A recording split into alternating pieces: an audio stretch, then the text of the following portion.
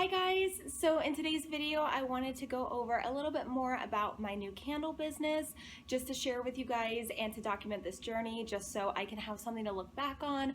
That way later on in life, hopefully when I become more successful in this candle business, I can look back and see where I started. Right now I'm right in front of my storage area for my candles, so all of my scents are right here, box of wax, and my jars are right over there.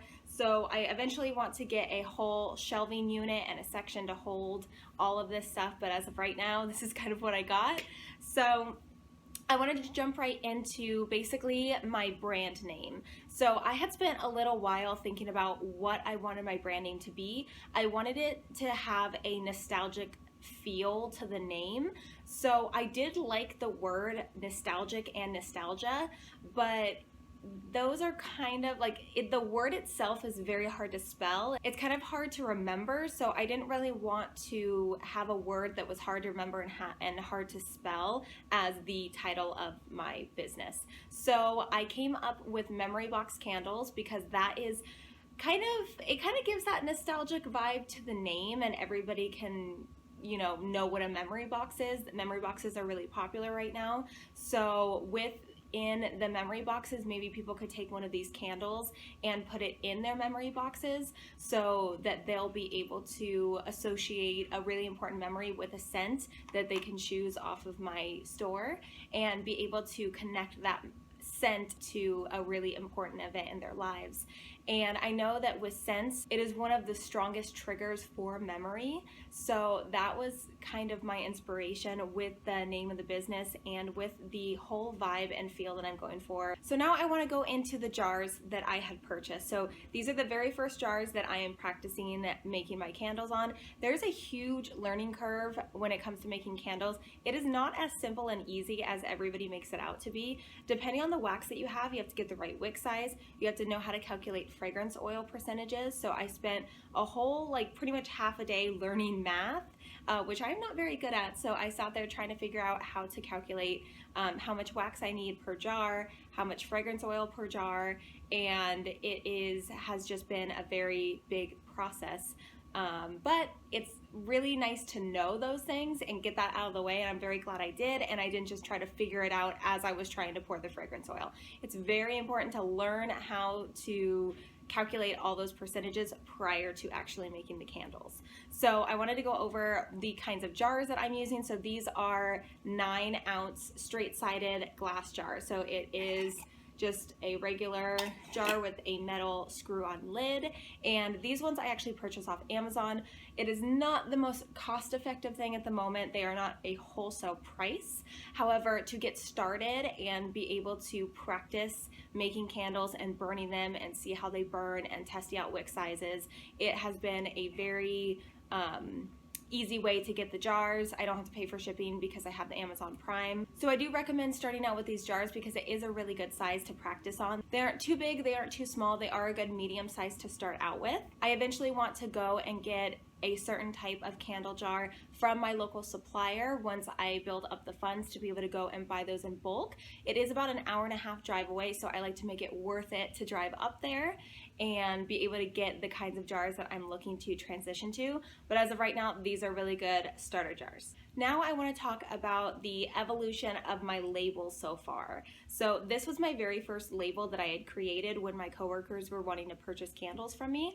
I had to throw it together, and it caused me to have to print a label out and then paste that onto another sticker to then paste it onto here. Not a very good process or efficient process, so I have definitely upped my game with that by pre-ordering labels from online labels.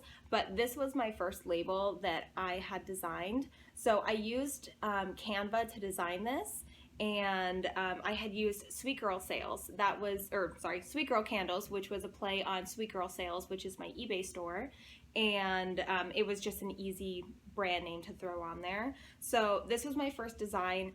It's not bad. It's definitely very simple, and I mean, my design has still stayed very simple, and I do like it, but I have changed some things quite a bit. So that was my first design. This one right here is my second design. So this one is made through the online labels, weatherproof labels. So I have had some issues with it, but I really think it's my computer and the way that I'm printing them out. I don't think it's the labels themselves, and I'll show you. So I don't know if you can see it, but the black print is smudged a little bit. So I had some issues in terms of how to print the labels out and not have it cut off on the edges.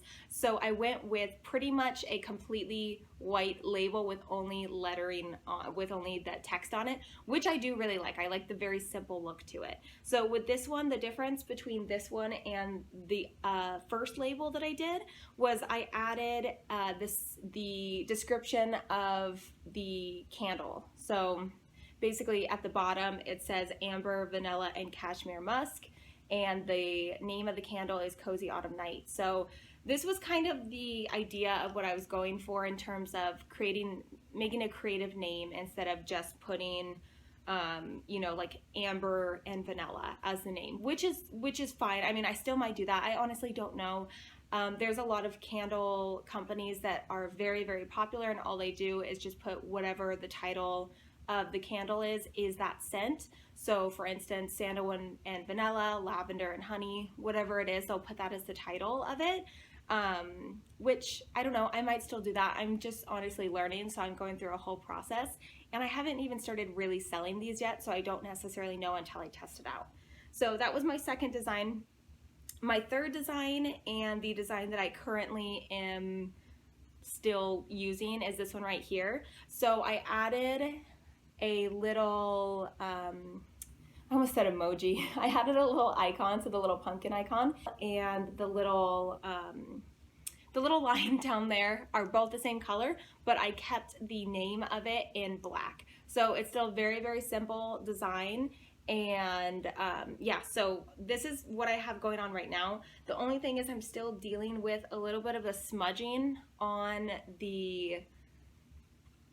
Like I can do this and it smudges right off. That's not good at all. So I'm gonna have to figure out my printer settings and see how to change that. And that is really kind of what I'm learning, is that it is a huge learning curve with making your own labels, doing it all myself and not hiring anybody yet, not having a company make my labels and ship them to me, which I think will probably be better later on.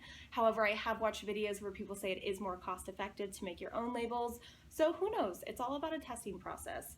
So yeah, that was my video for today. I hope you guys enjoyed kind of seeing my process of the jars I'm using, the labels that I've created so far, and learning what my brand name is. If you guys have any questions, please leave them down below and I will be sure to answer them.